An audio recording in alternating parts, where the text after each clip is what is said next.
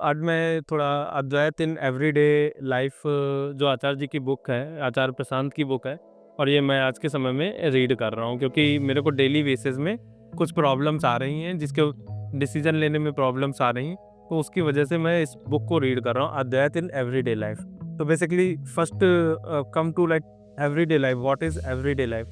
सो everyday life है क्या, पहले तो मैं ये जानने की कोशिश कर रहा हूँ यहाँ पे कि एवरीडे लाइफ जैसे कि सुबह उठना, इसके बाद कपड़े पहनना, कपड़े, इसके बाद ऑफिस जाना, वहाँ से वापस आना, तो ये पूरे दिन यही कार्यक्रम चल रहा है। इसी के बीच में हमारी बेचैनी भी चल रही है। तो हमारा दिन कैसे जा रहा है, तो उसके बारे में इसमें टाइम के बारे में बताया गया कि एवरीडे में टाइम कैसे आ रहा है। टाइम आ रहा है जैसे अगर हम कोई काम कर रहे हैं तो किस लिए कर रहे हैं, उसका अपोजिट पाने के लिए। जैसे कपड़े पहन रहे हैं तो अब हमें कपड़े पहने गए हैं तो कपड़े उतारे भी गए हैं। इसके बाद अगर आप सोने गए हैं तो जगने के लिए।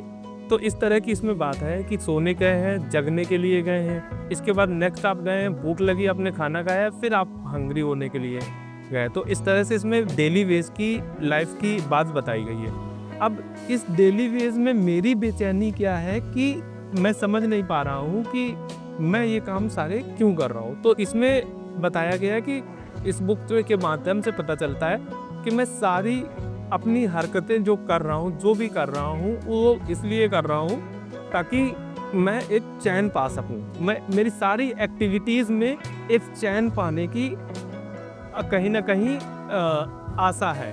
तो उस आशा के तहत ही मैं हर काम कर रहा हूँ। तो इस बुक में बेसिकली अद्वैत के बारे में बताया गया है कि आप डुअलिटी के बीच में घूम रहे हैं कहीं न कहीं, और जो आप ये आशा कर रहे हैं हर बार, तो ये आशा ही आपकी परेशानी का कारण बन रही है। क्योंकि हो क्या रहा है, आप गए, आपको कोई गाड़ी खरीदनी है, आप गाड़ी खरीदने गए, आपने गाड़ी खरीदने क्यों गए? क्योंकि ताकि आपको चैन मिल सके, ताकि आपको थोड़ा-सा गुड फील कर सके। बट गाड़ी आप ले आए, वो चैन नहीं ले आए, वो चैन नहीं ला पाए।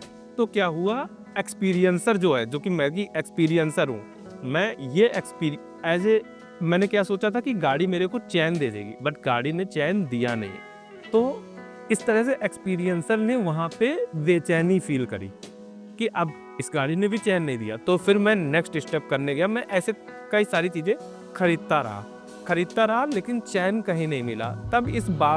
तब यहाँ पे भी बुक बताती है मेरे को कि आपकी जो एक्सपेक्टेशन है लगातार कि अब मैं पूरा हो जाऊँ, वो इन सब चीज़ों को इकट्ठा करने से नहीं होगी। जैसे इसमें अगर आप इसका सेकंड बुक का टॉपिक देखेंगे तो ये बोलती the pull of the outward versus the call of the centre. Pull of the, जब ये बात करता है the pull of the world, तो पुल ऑफ द वर्ल्ड में क्या है कि आपको संसार बाहर की तरफ खींच रहा है, क्योंकि आपको लग रहा है कि संसार आपकी बेचैनी मिटा देगा। कार खरीदना, आपका बाहर देखना, आपका लाइफ स्टाइल है, ये सब आपको बाहर की तरफ खींच रहा है। बट इसमें आप देखोगे पुल ऑफ द वर्ल्ड के बाद ये भी एक है versus the call of the centre.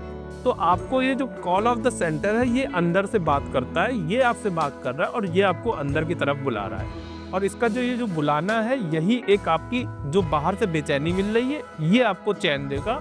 और ये जो कॉल ऑफ द सेंटर है, ये कहीं ना कहीं आपको चैन की बात करता है। तो ये बुक में मैं सीख रहा हूँ, अभी मैं ये बुक रीड कर रहा हूँ, आगे मैं और इसको रीड करूँगा और फिर आपसे फिर से इसका एक बार और लोकल शेयर करूँगा। क्योंकि हमारे पास और भी बुक हैं, आचार्य जी की बहुत सारी बुक्स हैं जिसपे वो बात करते हैं। जैसे भक्ति बुक है जहाँ पे वो संतों की बात करते हैं, संतों की सारी वाणी आप देख सकते हैं। फिगर में भी बाबा बुल्ले शाह हैं, मीराबाई हैं, कबीर साहब हैं। तो इन भक्ति की बात करी गई है। भक्ति के बाद इसके बाद यहाँ पे समय की बात करी गई कि हमारा समय कैसे इधर उधर बीत जाता है, और सही कर्म क्या है और कर्म योग है। तो कहीं ना कहीं इसमें देखेंगे आप, कर्म योग में श्रीमद् भगवत गीता का जो कि तीसरा चैप्टर है कर्म योग, तो उसका यहाँ पे पूरा भाग है। और ये सही कर्म भी है बुक, जो आपको बताएगा कि आपका कौन सा कर्म करना है। इस तरह से हमारे अलग अलग टॉपिक्स पे बहुत सारी बुक्स हैं, आप आ सकते हो। आप इनको ये रीजनल प्राइस पे यहाँ पर अवेलेबल है, आप आ सकते हो और देख सकते हो। और अगर आप चाहो तो यहाँ संस्था की जो वेबसाइट है, वहाँ पर ई बुक्स अवेलेबल है, तो आप वहाँ से भी खरीद सकते हो रीजनेबल प्राइस। Thank you.